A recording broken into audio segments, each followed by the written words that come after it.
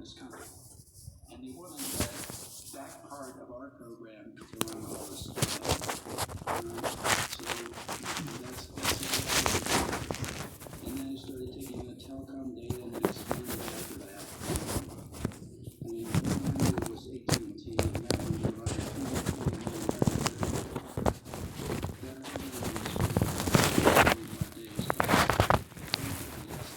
which was Hayden, Tennant, and DOJ. So the House Intelligence Committee and the staff member that I personally knew there, and she then went to the chairman of that committee, Nancy Pelosi, who was the minority rep. They were all briefed into the program at the time, by the way, and all the other programs that were going on, including all these CIA programs. I wasn't alone in this. There were 4 others out of NSA, and we were all trying to work internally in the government over these years, trying to get them to come around to being constitutionally acceptable and take it into the courts and have the courts oversight of it too. So we naively kept thinking that could happen, and it never did.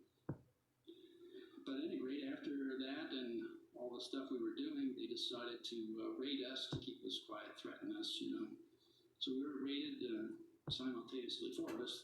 In my case, they came in with guns drawn. I don't know why they did that, but they did. So.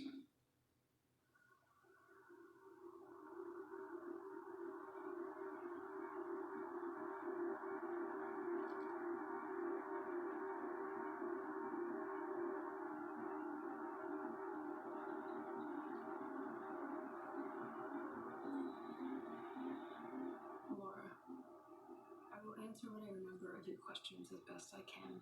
Forgive the lack of structure. I'm not a writer, and I have to draft this in a great hurry. What you know as Stellar Wind has grown. SSO, the expanded special source operations that took over Stellar Wind's share of the pie, has spread all over the world to practically include comprehensive coverage of the United States. Disturbingly, the amount of U.S. communication ingested by NSA is still increasing. Publicly, we complain that things are going dark, but in fact our accesses are improving. The truth is that the NSA has never in its history collected more than it does now. I know the location of most domestic interception points, and that the largest telecommunication companies in the U.S. are betraying the trust of their customers, which I can prove. We are building the greatest weapon for oppression in the history of man, yet its directors exempt themselves from accountability. NSA Director Keith Alexander lied to Congress, which I can prove. Billions of U.S. communications are being intercepted. In gathering evidence of wrongdoing, I focused on the wronging of the American people, but believe me when I say that the surveillance we live under is the highest privilege compared to how we treat the rest of the world. This I can also prove. On cyber operations, the government's public position is that we still lack a policy framework. This too is a lie. There is a detailed policy framework, a kind of martial law for cyber operations created by the White House. It's called Presidential Policy Directive 20 and was finalized at the end of last year. This I can also prove. I appreciate your concern for my safety, but I already know how this will end for me, and I accept the risk. If I have luck, and you are careful, you will have everything you need. I ask only that you ensure this information makes it home to the American public. Does the NSA routinely intercept American citizens' emails? No. Does the NSA intercept Americans' cell phone conversations? No. Google searches? No. Text messages? No. Amazon.com orders? No. Bank records? No. What judicial consent is required for NSA to intercept communications and information involving American citizens? Within the United States, that would be the FBI lead. If it was a foreign actor in the United States, the FBI would still have to lead and could work that with NSA or other intelligence agencies as authorized. But to conduct that kind of collection in the United States, it would have to go through a court order, and the court would have to authorize it. We're not authorized to do it, nor do we Oh, good God. Howie, Howie, Howie, Howie. All rise. The United States Court of Appeals for the Ninth Circuit is now in session. Please be seated.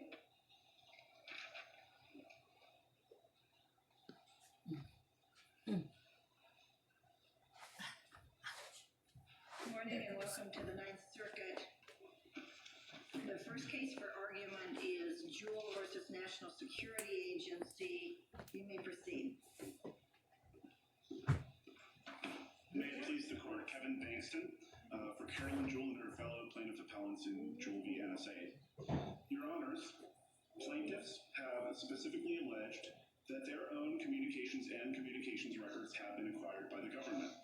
But the district court found that we had failed to allege facts that differentiated the injury that our plaintiffs suffered from the injury suffered by every other AT&T user whose communications and records have been acquired by the government. Basically concluding that so long as everyone is being surveilled, no one has standing to sue. However, to deny standing to persons who were injured simply because many others are also injured would mean that the most injurious and widespread government actions could be questioned by nobody. Do you have anything concrete that in fact a specific communication of your client was intercepted? We have evidence that all of the communications passing between AT&T's network and other networks in their Northern California facility have been intercepted. So that would necessarily include the internet communications of our Northern California plaintiffs. So, Okay, thank you. thank you, Your Honor.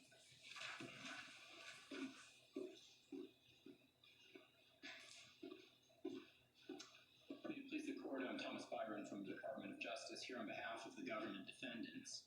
We think this litigation need not be resolved in federal court in light of the oversight of the political branches, both legislative and executive, which provides a better opportunity for oversight and resolution of the concerns raised concerning nationwide policies of alleged surveillance in these complaints. Even if it's revealed that one or more of the plaintiffs had email or telephone conversations intercepted that had nothing to do with national security.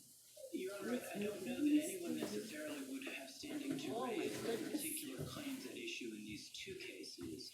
We think instead that the kinds of claims at issue here against the defendants are those that are better suited to resolution before the representative branches of our So what role would the judiciary have if your approach is adopted?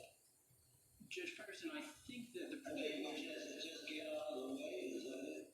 Well, Judge Ferguson, I think that there is a narrow category, a subset of cases in which it may be appropriate to step aside for that narrow category of cases. But the judiciary plays a role. To be sure, Judge Ferguson. In our system. Yes, Your Honor. And we don't mean that. You're asking us to abdicate their role. No, Your Honor, but it is a question of this court's discretion whether to reach that issue. We do think that there is simply no way for the litigation to proceed without risk of divulging those very questions of privileged information that would cause, as the Director of National Intelligence has explained, exceptionally grave damage to national security if disclosed. Thanks for having me. If anybody has any questions, like I said, just basically just raise your hand, and I'll try to take on you as soon as I possibly can. So who here actually feels like they are under surveillance pretty regularly? Everyone inside of our fight. How many people here have been arrested and had at their court date, they had their phone taken into the back room? How many people here have their retina scanned? Wow. So these guys are actually, in a sense, the canaries in the coal mine, right? Because the incentives are all lined up against you. Anybody see on the subway, link your MetroCard to your debit card, right? And like auto refill. This is a concept which is key to everything we'll talk about today, and it's called linkability. Take one piece of data and link it to another piece of data. So for example, if you have your MetroCard and you have your debit card, you have those things and you can draw a line between them, right? So that's like not a scary thing. Except your bank card is tied to everything else that you do during the day. So now they know where you're going, when you make purchases. So when they decide to target you, they can actually recreate your exact steps with a MetroCard and with the credit card alone. where you go and what you buy, and potentially by linking that data with other people on similar travel plans, they can figure out who you talk to and who you met with. When you then take cell phone data, which logs your location, and you link up purchasing data, MetroCard data, and your debit card, you start to get what you would call metadata in aggregate over a person's life. And metadata in aggregate is content. It tells a story about you, which is made up of facts, but is not necessarily true. So, for example, just because you were on the corner and all those data points point to it, it doesn't mean you committed a crime. So it's important to note that if someone has a perception of you having done a thing, it will now follow you for the rest of your life. So just keep in mind that what happens to you guys, for example, with fingerprints and retinal scans and photographs, that is what is going to happen to people in the future when they resist policy changes and when they try to protest in a totally constitutionally protected way. Just for you, Director Clapper, on the surveillance front, and I hope we can do this in just a yes or no answer, because I know Senator Feinstein wants to move on. So, does the NSA collect any type of data at all on millions or hundreds of millions of Americans? No, sir. It does not. Not wittingly. There are cases where they could inadvertently, perhaps, collect, but not wittingly.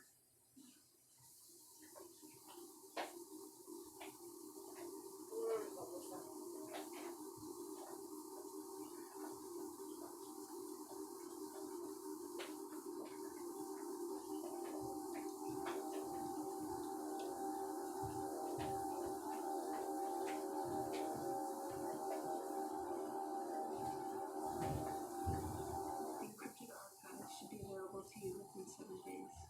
The key will follow when everything else is done. The material I provide and investigative effort required will be too much for any one person. I recommend, at a very minimum, you involve Grim Green. I believe you know me. The plain text in the payload will include my true name details for the record. It will be your decision as to whether or how to declare my involvement. My personal desire is that you paint the target directly on my back. No one, not even my most trusted confidant, is aware of my intentions, and it would not be fair for them to fall under suspicion for my actions. You may be the only one who can prevent that, and that is by immediately nailing me to the cross, rather than trying to protect me as a source. On timing, regarding meeting up in Hong Kong. The first rendezvous attempt will be at 10 a.m. local time on Monday. We will meet in the hallway outside of the restaurant in the Mirror Hotel. I'll be looking in the movie's cube so you can identify me. Approach me and ask if I know the hours of the restaurant. I'll respond by stating that I'm not sure and suggest you try the lounge instead. I'll offer to show you where it is, and at that point it will be. You simply need the phone, Trevor.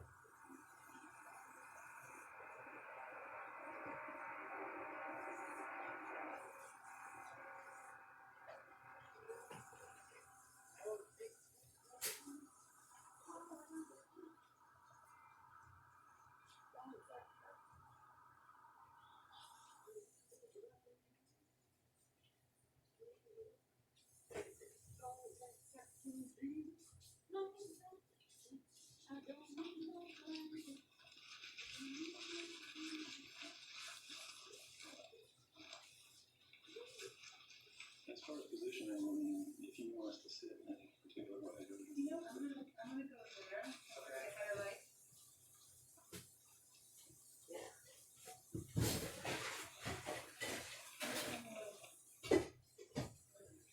so it's, there's so many different people in this stories, just that are kind of standalone stories, that even like, certain things of an individual document that can just be their own story. And I just want to start turning those stories out. I basically woke up this morning and I already started writing stories. So I'm hoping to, start publishing with them like a day or 2 days. Okay. As long as you're good with that. Yeah. And so as far as like the stuff we have to talk about, I'm kind of like dichotomizing it between, stuff that I'd like to talk to you about in terms of like the documents and the content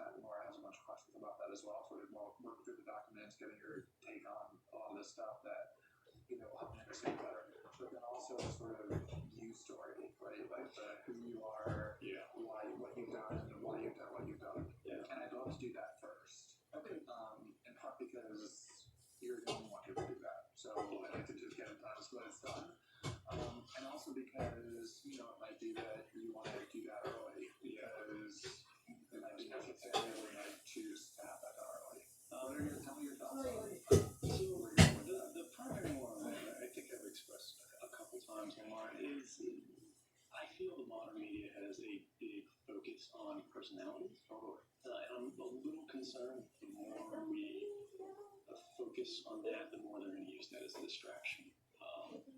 And I don't necessarily want that to happen, which is why I've consistently said, I'm not the story here. Nervous. Very cheap man. That's where I force from. Go ahead. But yeah, anything I can do to help you guys get this out. I don't have any experience with media, with how this works. So I'm kind of learning as I go. Right. So then tell me a sense of why did you decide to do what you got? So for me, it all comes down to state power against the people's ability to meaningfully oppose that power. And I'm sitting there every day getting paid to design methods to amplify that state power.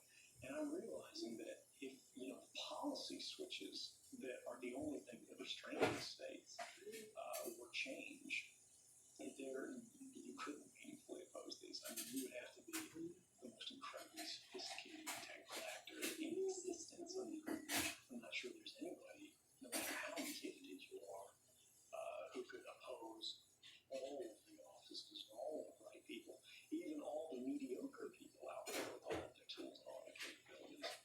And as I saw the promise of the Obama administration be betrayed and walk away from, and in fact, actually advance the things that had been promised to be sort of curtailed and reined in and dialed back, and actually award, particularly drone strikes, which I also learned at NSA, we could watch drone videos from our desktops.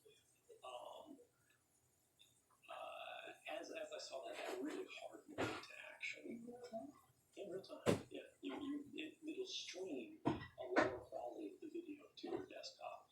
Typically, you'd be watching surveillance drones as opposed to actually, drones where you're going out there to bomb somebody.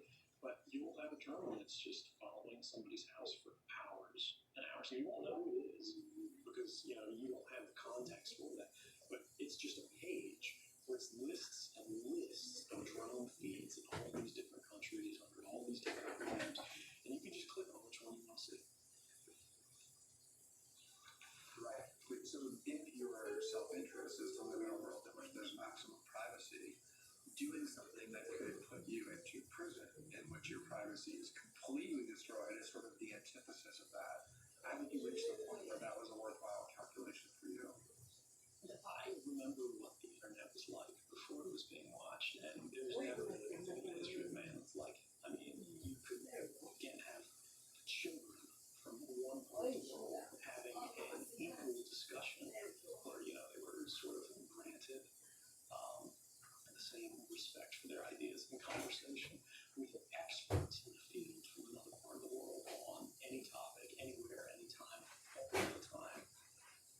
And it was free and unrestrained, and we've seen the chilling of that, the cooling of that, the changing of that model towards something in which people self-police their own views, and they literally make jokes about ending up on a list if they donate to a political cause or if they say something in a discussion, and it's become an expectation that we're being watched.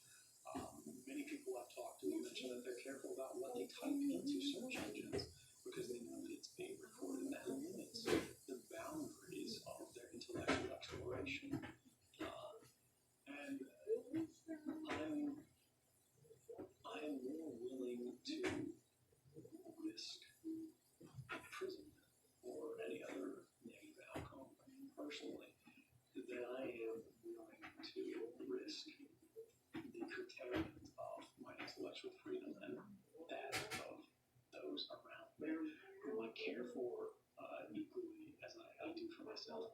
And again, that's not to say that I'm self-sacrificing, because it gives me, I feel good in my human experience to know that I can contribute to the good of others.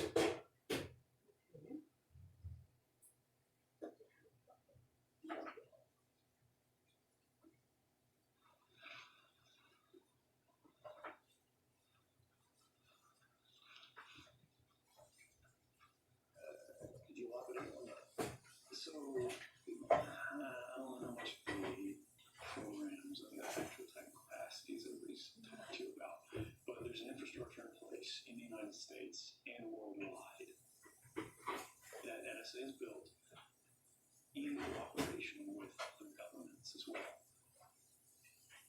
That intercepts basically every digital communication, every radio communication, every analog communication that it has sensors in place to detect.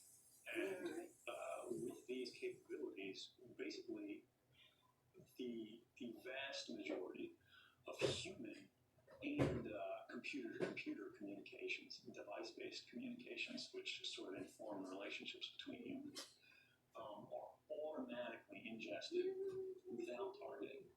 And that allows individuals to retroactively search your communications based on self-certifications. So, for example, if I wanted to see the content of your email or, your wife's phone calls or anything like that, all I have to do is use what's called a selector.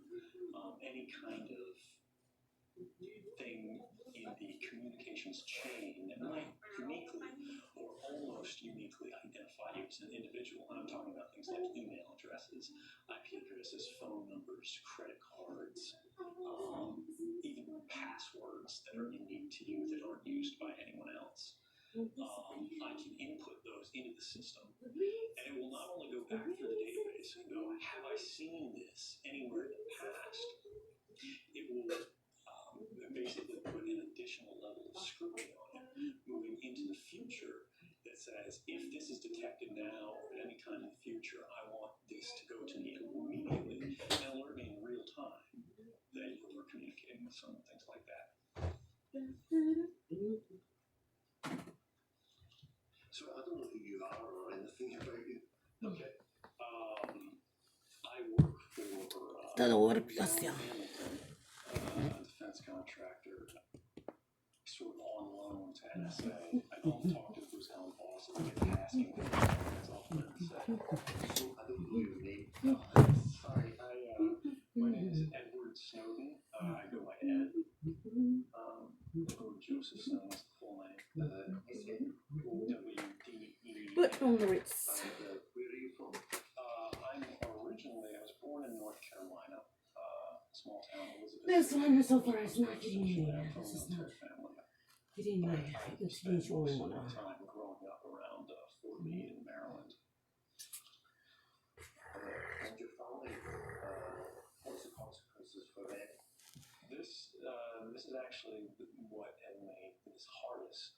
My family doesn't know what's happening. They're unaware. I don't think I'll be able to keep the family ties that I've had for my life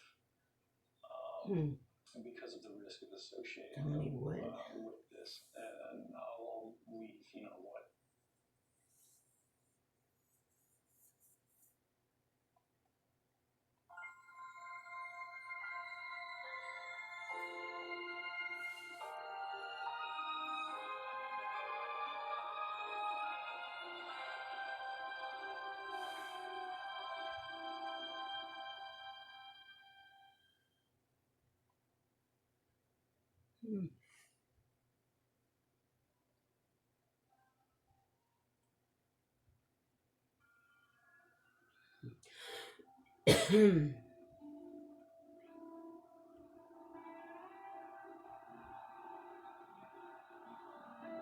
That's just my baby daddy.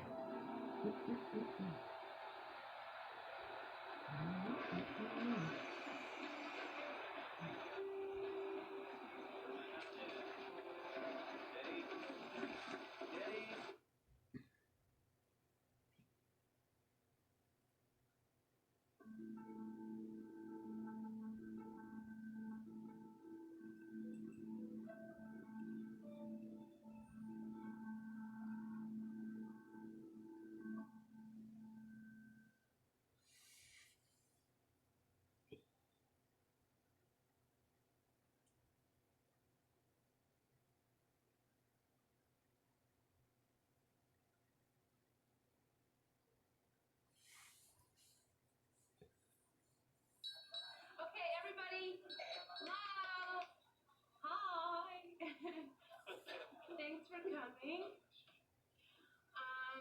So this is a really big day for me.